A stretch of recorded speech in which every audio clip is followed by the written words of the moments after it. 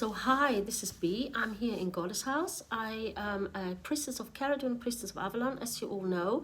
But what most of you may not know is that I actually also do a lot of healings and I teach how to heal to my students.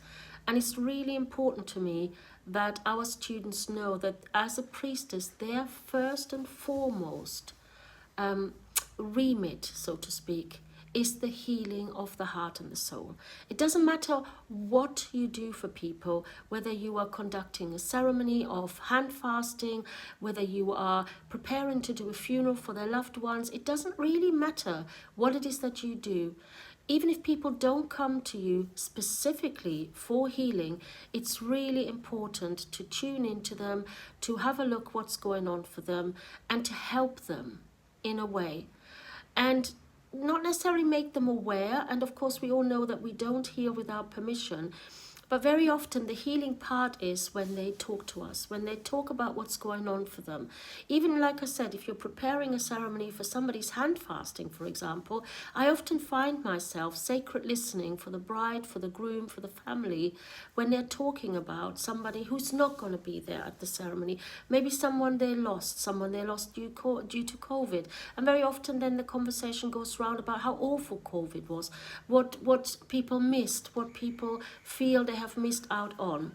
It's incredibly important to us as priestesses to always be in that sacred space where we are grounded, centered, connected to Goddess, and then we can listen.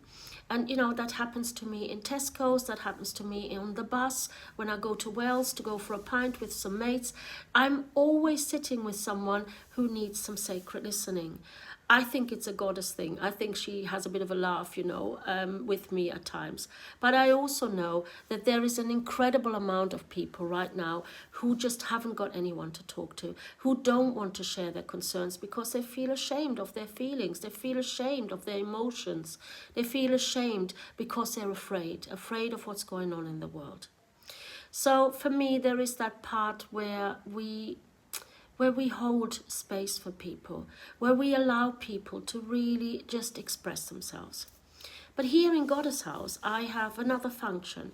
When Goddess House started 7 years ago, I wasn't a healer. I didn't step forward as a healer. I was going to, but what they had was healers. What they didn't have was an administrator, somebody who was a guardian of the house, somebody who'd open the door and receive the visitors and tell them all about Goddess and what we were doing there. Because a lot of people saw this massive, great big house and they couldn't quite figure out what we were doing. And when you then said talking about Goddess healing, Goddess energy healing, a lot of people were a little bit confused. So for me, the part was to show them around the house. This is the Cerridwen room. We created that within 3 weeks. Everybody pitched in. We had no money. The temple had no money to create this amazing space. So we all pitched in. And the picture you see behind me is now iconic.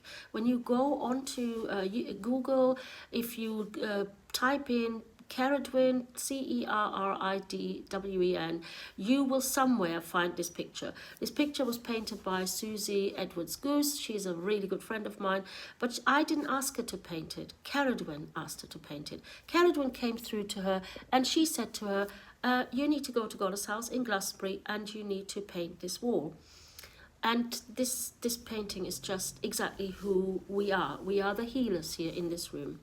And one of my favorite healing tools, and what I'm probably best at is the heart and soul reading.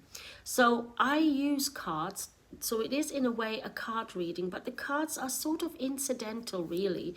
They are sort of there for the person to give them an image of what I am talking about. So I don't actually necessarily read the card, which is why I don't call it a card reading. I call it a heart and soul reading.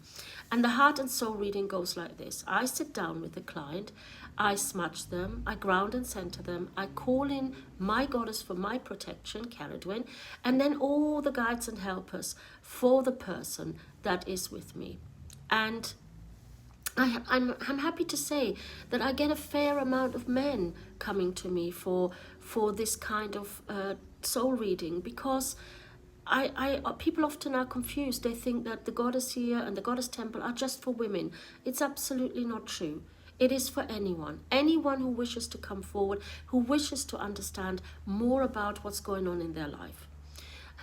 And so I have the cards, and I allow people to really feel into the magic of the cards. Feel into their own magic. And whilst they are there, I ask to connect with their heart and their soul.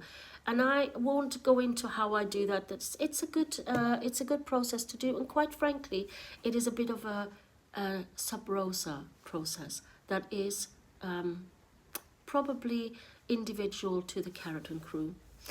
And so I then am connected with them, and I can feel what they feel, which at times can be quite painful, physically and mentally and soul painful. So it's good that Cerridwen has put this pillar of light all around me, because that means I'm sort of a little bit, I'm protected from that. I can still feel the feelings, I can still acknowledge the feelings, but they're not my feelings, and I know that, and the pain is not mine. It also works really well when you do work in death and dying, because the last thing you want to do is feel the pain that the person dying is feeling, especially when they have cancer. So this protection is there for me as a practitioner. And then the beings come forward. And I always laughingly say to people, so I very often have my dragons. I love my dragons. I work with dragons. Dragons are my thing. Loving dragons. Have loved dragons ever since I started this journey. I have the grandmothers coming forward. I have the mother line. I have the father line coming forward. I sometimes have fathers coming forward, grandfathers. But on the whole, it's usually the mothers that come forward that are protecting the child, their child. Because, you if you're a grandmother, you understand what I'm talking about. All that come from you are also yours. And then I talk to all sorts of beings, beings from the other world, astral beings. But what really fascinates me is what I often talk about. And people are like, B, how can you say that? When the unicorns come forward, I always have this image of My Little Pony. And I can't help what I see. I see what I see. And it's a little bit of, oh my goddess, what is this? My dragons are fierce, beautiful, gorgeous creatures, beautiful beings. And then you see My Little Pony, and it's a little bit of a sharp contrast. But I don't judge that. I have learned to not judge that, because I tell you what, the unicorns can be pretty fierce too. And they come in all sorts of different colors. And the color that comes forward is actually really relevant. And sometimes there are different kinds of beings. And I have a real issue with churchianity. I saw what the church did to people in the world, their behavior during the world wars and all this.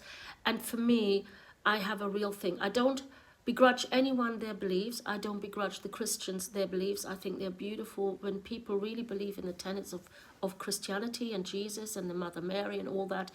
It is just as valid as anybody else's stuff. But I do have a problem with churchianity. And one of the problems I have is the hierarchy of angels. The hierarchy of angels. Now, I'm not a Christian. I was never taught to be a Christian, and I don't understand Christianity to the degree where they have the Ephelim, and I'm even saying that wrong. I'm sure I am. But I can't judge, or I can't prevent the energies, not even forces, the energies of these beings coming forward for me. Because it's not about me. I'm healing someone who works with angels, or whom the angel protect. And often these people are not even aware that they have an angel with them. And, yes, you have Gabriel and Raphael and all of these people coming forward. But then I've got angels coming forward. And when they say, hang on a minute, hang on to your hat, love, I'm coming through. My name is so-and-so. And I'm like, who? I've never, what? And then they come through, and the energy of the angels coming through me has always been positive. It's big, it's expanded, it's wide, it's a lot wider than some other energies, but they come through, and they do help heal the soul and the heart of the person in front of me. And who am I to judge? who comes forward to heal these people. I was reluctant, I was resistant for the longest time, but now I'm just like, get out of your head, move your ego to the side, allow the boys and girls, because there are girl angels, to do their work. Somebody said to me, just call them light beings, but I know what the light beings are, and the angels are different. They're different. So I recently completed my Atlantean Healing Master Practitioners, and part of that works with Jesus, whom I consider my homeboy. Jesus is not a person that is Jewish or a person that's Christian or a person. It's just a person to me that lived and that had good quality beliefs, and that echo of that being is still all over the world, and maybe they did get elevated into something higher than that. And so for me, there is that part of me that I trust. And then there's the Mother Mary. She was a mother of what I believe to be an extraordinarily foreseeing being. Is she still in the world? Is her work still in the world? I don't work with her, and I don't have that deep connection with her, but I know people who have, and they feel about the Mother Mary or Mary Magdalene the same way I feel about Cerridwen, and she is a story, to some people. For me, totally real being, and right here, right now, and completely present. So why would I reject that energy? And, so when we do Atlantean healing, it is very different to the healing that I do, but the actual principles and even some of the methodology is very, very similar to what I was taught by what I would call my guides, my Welsh guides, my Celtic guides, whomever you want to call them, when I started my healing practitioner. I have certificates in all sorts of things, but when I started healing here in Goddess House, something came forward. Cerridwen guided me to a healing methodology, to a healing technique, to a healing process, whatever you wish to call it, that is individual to everyone I see. And it is about them and not about me. What it has done is pulled on different methodologies that I've learned. So I'm a crystal healer. I did a crystal healing diploma. It took me 2 years. And yet all of what I've learned pretty much is out of the window, because I'm guided by other world beings in what goes where. This isn't something from a book. This is a perfect trust, perfect love in a being that comes forward and says, hang on, love, what this person needs, what this soul needs, is this crystal on this part of their body. And invariably, it is empirical in a way that I trust, I heal, and people tell me how brilliant they feel afterwards. And I don't go, oh, look at me, look what I can do. I am a clean vessel. That's my part of the process. And it means that I have to work on myself. It means that I have to leave my shadow behind.